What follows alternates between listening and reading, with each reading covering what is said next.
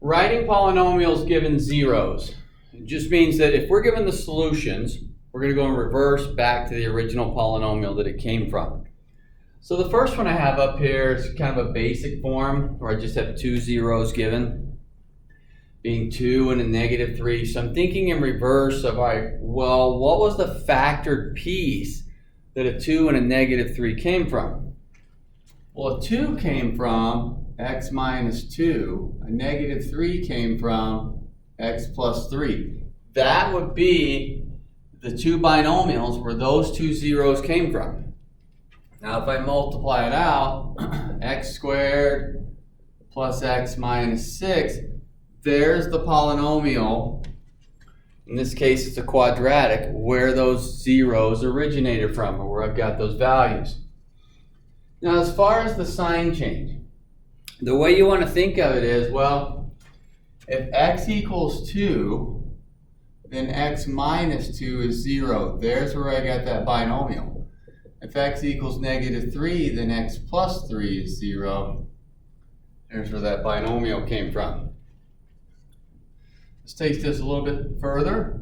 I'm going to say the zeros are 0, negative 1, and 2/3. So if it's a 0 and it's in factored form, that just means an x was out front. The negative 1, again, picture being moved over, was x plus 1. And then the 2/3 came from 3x minus 2. Now I think the fractions a lot of times give us a little bit more trouble, but once again, think of it like this. If x equaled 2/3, reverse out of this, you get rid of the denominator. 3x equals 2. Bring the 2 over. 3x minus 2 is 0. There's where I got that from. So I know if you get it written like this, you can reverse out of it and get back to this binomial. For some of you, it's going to be easier to work this process. For others of you, intuitively you can see where it's coming from. Whichever works best for you. Key is, though, I've got to multiply it out. It doesn't matter which pairing you multiply first. I'll usually go that and then distribute the x last. So 3x squared plus x, because you'd have minus 2 plus 3 minus 2. Then distribute my x.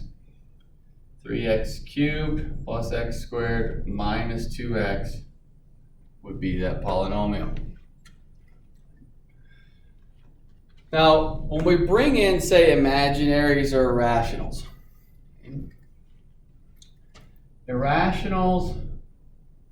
I'll say irrational and imaginary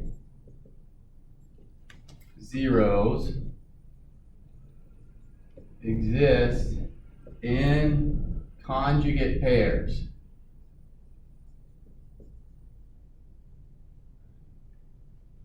Now, the reason they exist in conjugate pairs, because these two types of zeros came out of using a square root to solve, or quadratic formula, or completing the square. They created that plus or minus. So just a reminder of what a conjugate pair is.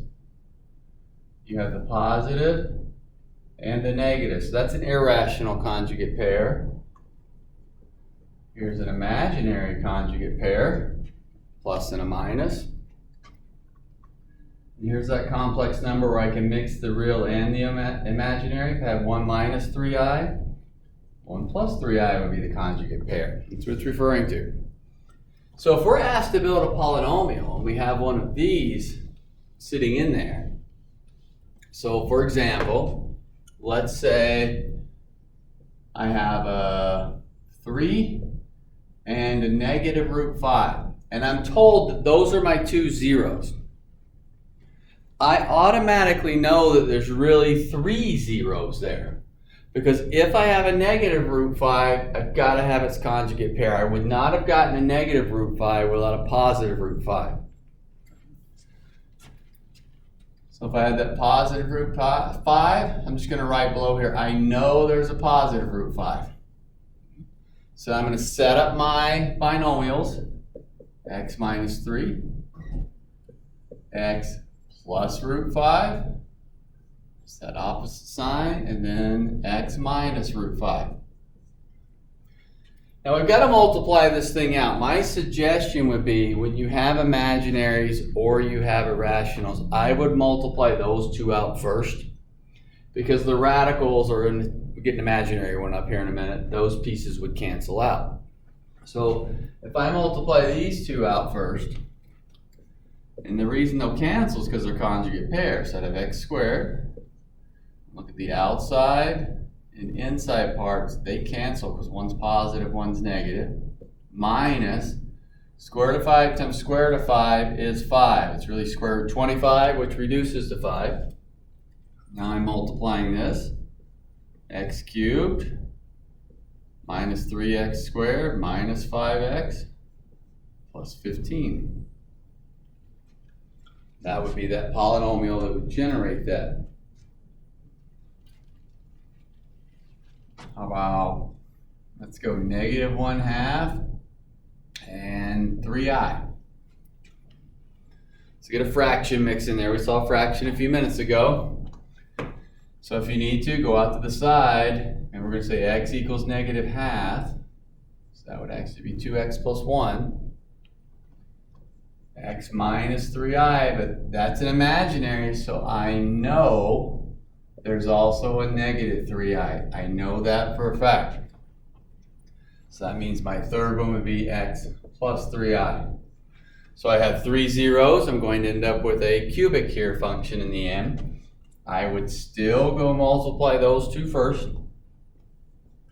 2x plus 1, x squared, outside plus 3ix, inside negative 3ix, so they're canceling. And you'd have minus 9i squared. So this would give me 2x plus 1 times x squared plus 9. So just a reminder, I squared was negative 1. So that's going to give me a positive 9. So notice when we got to this point, there's no more i's. We get to this point over in this last one, there's no more radicals. If you're left with an imaginary down here, an I, or in the previous problem, a radical, something went wrong and you're multiplying. Back up, figure that part out. So here we go, 2x cubed plus x squared plus 18x plus 9 would be my polynomial.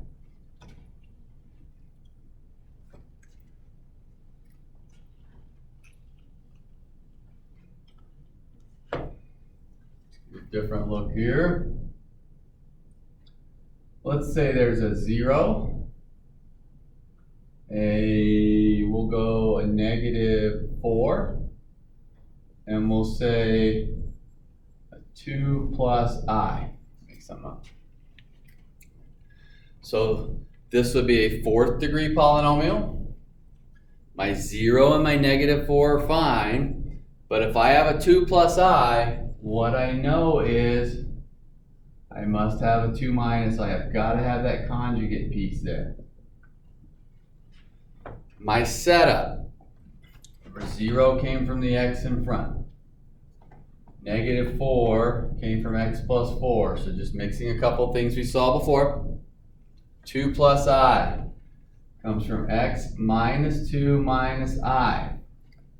Now, so 2 plus I is x minus 2 minus I. Here's what I'm doing.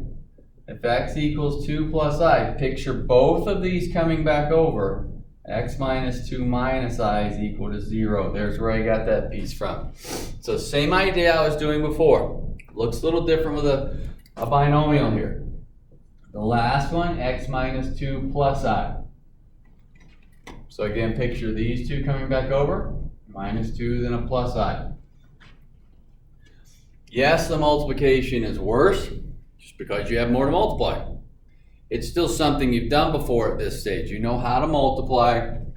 My suggestion would be to take care of those two together.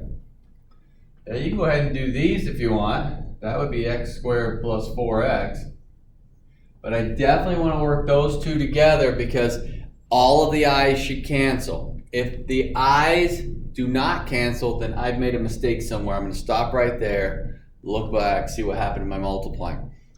Because remember, a polynomial does not, it has integer coefficients. It doesn't have imaginaries or radicals in it. So this will be my old distributive problem. Take x. So remember, we're going to go x through everything. So I'd have x squared minus 2x plus ix. So we get 3 terms, sum 3 terms, a little bit longer multiplying. Now I'm going to take the negative 2 through everything. So I'd have negative 2x plus 4 minus 2i. And then I come back and pick up the I, or negative I should say. Negative ix plus 2i minus I squared. And this would be the case where you're looking at it and every I should cancel. If it does not, that means something happened in our multiplying. Maybe our setup was wrong, but something's wrong. Ix's go. 2i's go. So that's going to leave me x squared plus 4x times x squared minus 4x plus 5. So here's what happened. Negative 2x, negative 2x, negative 4x. There's 4. Remember, I squared is negative 1. So if I had minus a negative 1, that's a plus 1. There's where I'm getting the 5. So that I did go away. Now I'll finish out the multiplying. X to the 4th minus 4x cubed plus 5x squared. So I distributed the x squared plus 4x cubed minus 16x squared plus 20x. Distributed the 4x. And now I'll come back and combine my like terms. X to the 4th. Let's see, those go away. So that would be minus 11x squared. 5 minus 16 plus 20x, and there is my polynomial that I would come up with. The setup's the key. The main focus would be go back, review these problems, and make sure you're understanding where the initial setup came from. Multiplying should be easy at this stage. You know how to multiply, you know how to distribute, we know how to look at a conjugate, and the middles cancel. And even the previous ones I had up here. Now, of course, we make mistakes from time to time in the multiplying, but that's not the new concept. The new concept is going in reverse from here to here. You are used to going from this factored form to telling me what the zeros are, those 3 zeros. Now it's going in reverse, and then we're back to our multiplying.